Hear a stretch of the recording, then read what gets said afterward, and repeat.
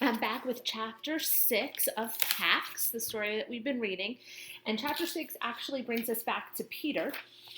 And you're going to want to try to remember that the last time we left Peter, he tried to take a little nap at a baseball field. And so now we're back with him as he begins to wake up.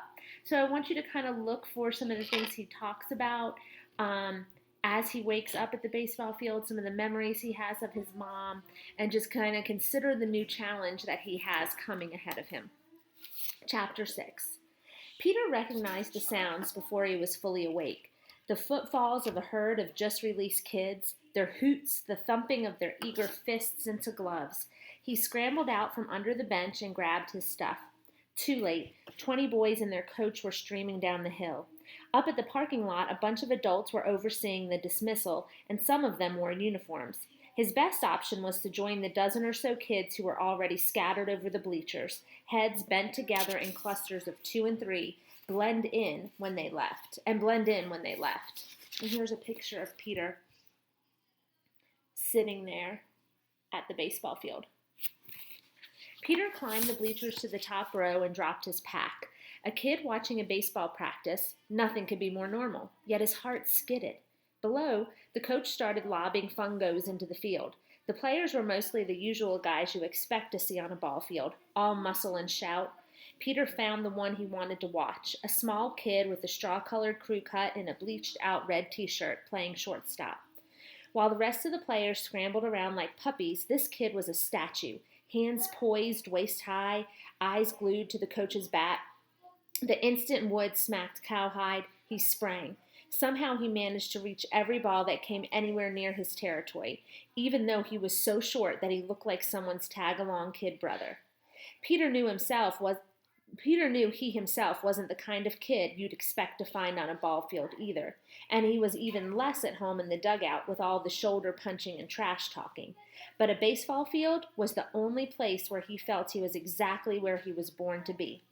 The feeling that brought Peter was something he had never even tried to describe to anyone else, partly because it felt too private, but mostly because he didn't think he had the words to explain it. Holy came the closest, and calm was in the mix, but neither was exactly right. For a crazy minute, Peter sensed that the shortstop understood about that holy calm, was feeling it too, right now. The coach had taken the mound and was tossing puffballs. The batters were hitting sharp liners and grounders, and the outfielders were finally paying attention, or at least facing in the right direction. The shortstop was still the one to watch. He looked like he was stitched together with live wires, gaze steady to the play. Peter recognized that kind of concentration. Sometimes his eyes would actually grow dry because he forgot to blink. So focused was he on every move of every player, and knew it paid off. Like the kid in the red t-shirt below him, Peter owned his territory on a ball field. He loved that territory right down to the cut grass, dry dust smell of it. But what he loved more was the fence behind it, the fence that told him exactly what his responsibility and what wasn't.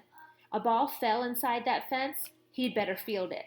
A ball soared over it, and it wasn't his to worry about anymore. Nice and clear. Peter often wished that responsibility had such bright, tall fences around it, off the ball field too. So I wanted to stop for a second because I think it's important that there's this baseball metaphor. And so a metaphor is where two things are compared that are normally unlikely to be compared items. So in this case, Peter's comparing playing baseball and playing in the field that's fenced in to things that he wished he could control outside of life. When he's playing baseball, he can control what's inside that field, and for him that feels secure. And he wishes that outside in our life things were kind of fenced off in that same way, and he knew what he could control and he knew what he couldn't. But life's not always like that. And life requires a lot of quick thinking and a lot of patience and a lot of sticking with it when times are tough. And so Peter's thinking about these things as he's watching the boys play ball. When Peter's mother had died, he'd gone for a while to a therapist. At 7 years old, he hadn't wanted to talk, or maybe he just hadn't known how to shrink that kind of loss into words. The therapist, a kind-eyed woman with a long silver braid, said that was okay. That was perfectly okay. And for the whole session, Peter would pull little cars and trucks from a toy box. There must have been 100 of them in there. Peter figured later that the woman had cleaned out a toy store for him and crashed them together 2 by 2. When he was finished, she would say the same thing. That must have been hard for you. Your mom gets in a car to go buy groceries, a regular day, and she never comes home. Peter never answered, but he remembered a sense of rightness about those words and about the whole hour, as if he was finally where he should be. And there was nothing else he should be doing except crashing those little cars and hearing that it must have been hard for him. Until one day the therapist said something else. Peter, do you feel angry? No, he had said quickly. Never. A lie. And then he'd gotten off the floor and taken a single green apple Jolly Rancher from the brass bowl by the door, exactly the way he did at the end of every session. That was the deal the kind-eyed therapist had made with him. Whenever he'd had enough, he could take a candy and the session would be over. And he left. But outside, he'd kicked the candy into the gutter, and on the way home, he'd told his father he wasn't going back again. His father hadn't argued. In fact, it had seemed a relief to him. But not to Peter. Had the nice therapist known all along he'd been angry that last day, that he'd done something terrible? That as punishment his mother hadn't taken him to the store? And did she blame him for what happened? A few months later, let's stop there for a second. So now we know Peter's mom did pass away in a car accident, and Peter's angry about it. Peter's also feeling some guilt about it. He says to himself, had the therapist known that he'd been angry that day, that he'd done something terrible, and he feels like he's the one who made his mom be by herself in that car. So we don't know the whole story yet, but we know he's feeling those emotions, and that's important to kind of remember. A few months later, Peter had gotten Pax. He'd come across a fox run over by the side of the road near his house. So soon after watching his mother's coffin lowered into the ground, he'd felt an unshakable need to bury the body. As he looked around for a good place, he'd found the den, filled with 3 cold, stiff-kit bodies and one little ball of gray fur still warm and breathing. He'd tucked Pax into his sweatshirt pocket and brought him home, and said, not asked, said, I'm keeping him. His dad had said, okay, for a while. The cat mewed piteously all through the night, and hearing him, Peter had thought that if he could visit the kind-eyed therapist again, he'd smash those toy cars together all day and all night, forever. Not because he was angry, just to make everybody see. Thinking about Pax made the old anxiety snake tighten around Peter's chest. He needed to get moving again, make up some time. The practice was breaking up now, boys loping in from the field, shedding equipment as they streamed past the dugout. As soon as the field was clear, he dropped from the bleachers, pulled his backpack down, and hitched it over his shoulders. Just as he set out among the diamond, he saw the shortstop. Peter hesitated. He should take off, try to blend in with the stragglers leaving the school grounds, but the rest of the team had left this kid to bag up the equipment and walk back alone, and Peter knew how that felt. He picked up a couple of balls and handed them over. Hey. The boy took the balls with a cautious smile.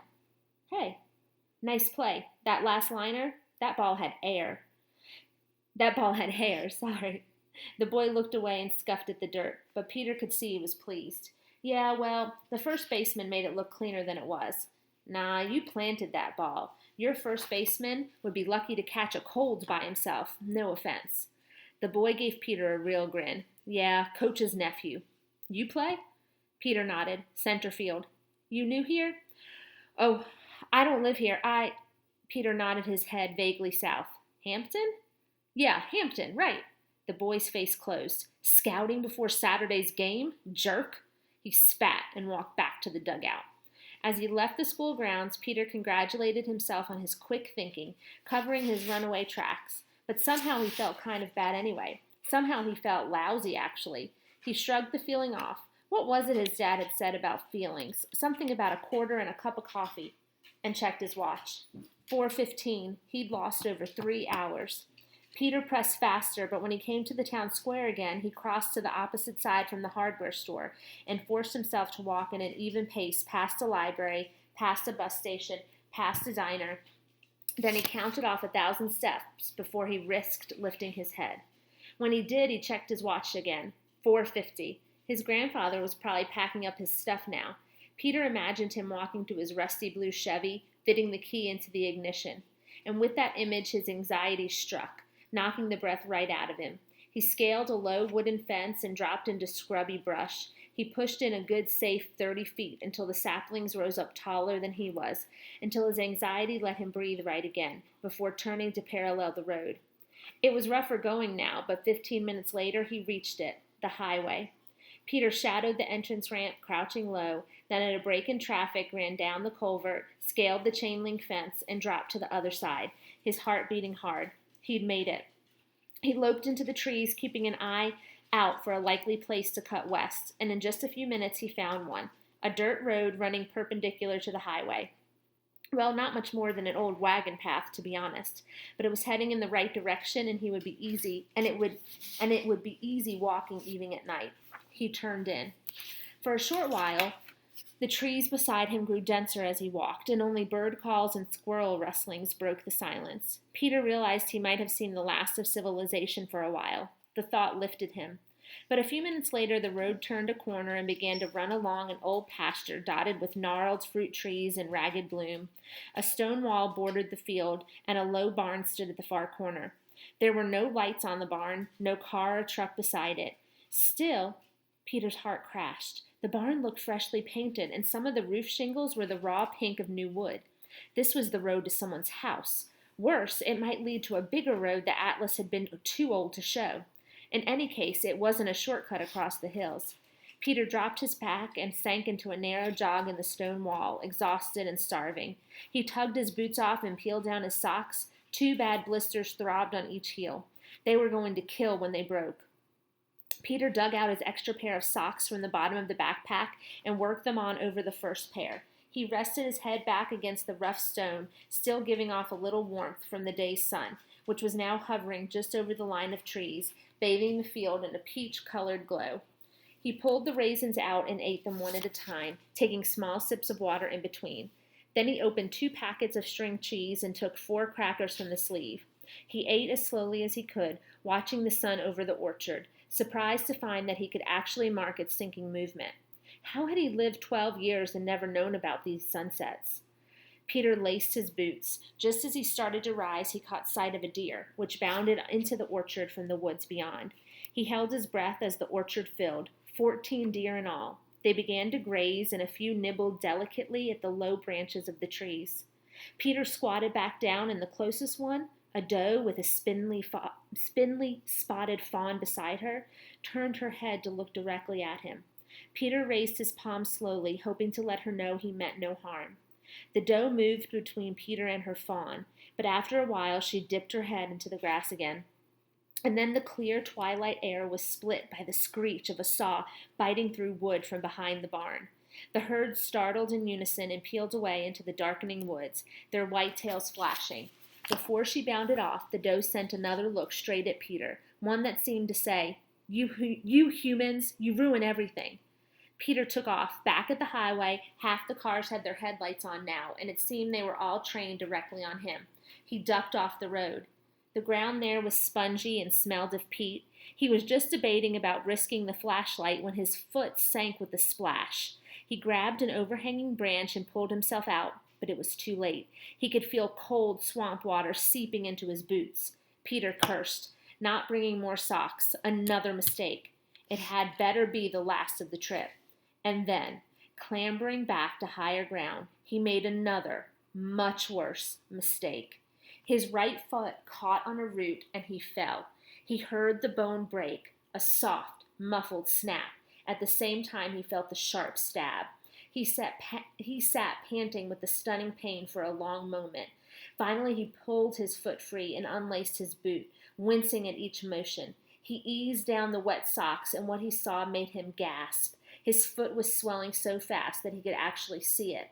Peter rolled his socks back up, nearly crying out at the pain it caused, then gritted his teeth to work his foot back into the boot before it could swell any more. He crawled to a tree and pulled himself upright. He tested his weight on his foot and nearly collapsed again. The pain was far worse than anything he'd felt before. It made the broken thumb feel like a mosquito bite in comparison. He couldn't walk. So now Peter's at a place where he has a large challenge to take care of, something that he's going to have to overcome if he wants to still see Pax in the future. So our next chapter will be back to Pax's adventure and how he is doing with his journey back to Peter. So I will try to get that up tomorrow. I miss you all very much, and I will see you very soon. Good night.